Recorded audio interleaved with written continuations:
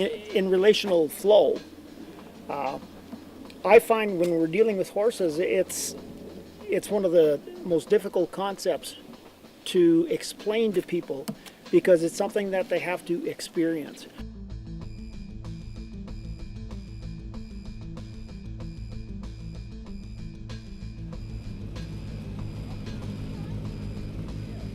So what I'm trying to do is I'm trying to have them discern between what is something to be worried about, what's not.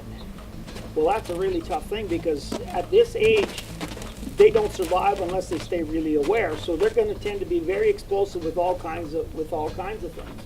What I want her to do is to realize that she's going to be okay. So, you know, when I'm teaching clinics, that's one of the first things I do because most people, when it comes to leading horses, suck. They have no idea of what leadership is. So a lot of the times what happens is that the horse doesn't really see them as a leader. We need to be moving with the horse like it's your dance partner. You know, if I just take off and I'm half a revolution ahead of you, we're going to be in for disaster, right? But if we're doing a spin together and we're in time, it becomes easy and effortless. That connection you have in dance is very much what we're looking for, even in the connection in the horse. Is I'd like her to be able to move around and just relax and not be worried. And now, for her to stay relatively calm at this stage is still a challenge because of her age. She has that desire to want to drink milk about every minute or two. And if she gets stressed, she is looking for the nipple. You know, and that's natural. They're just like they're not that different than human beings.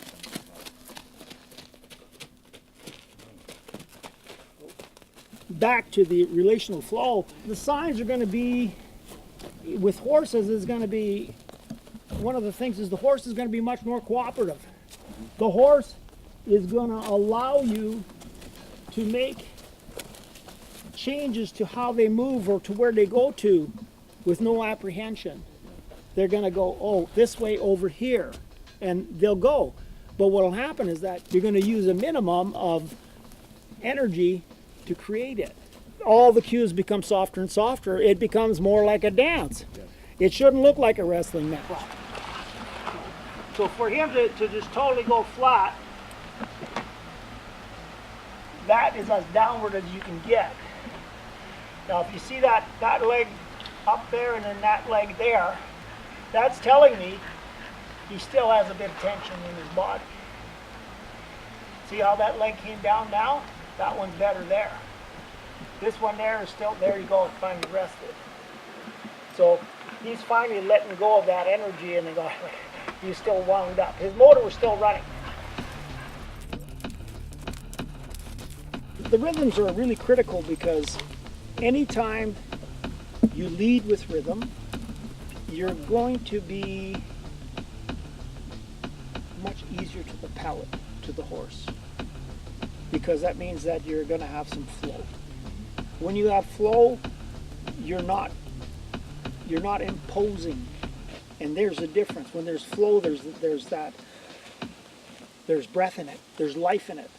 And the problem is as soon as you start to drill it, you suck the life out of it. There cannot be any flow.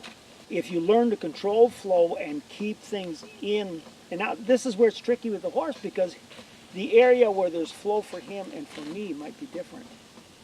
I have to play around with that. When I find it, try to stay away from exceeding it, because then when you lose it, it's hard to get it back. But if I can keep him in that zone where he's feeling pretty good and he feels everything I'm asking of him with very little intent and pressure, it then becomes a dance where it's hard to tell who's leading who.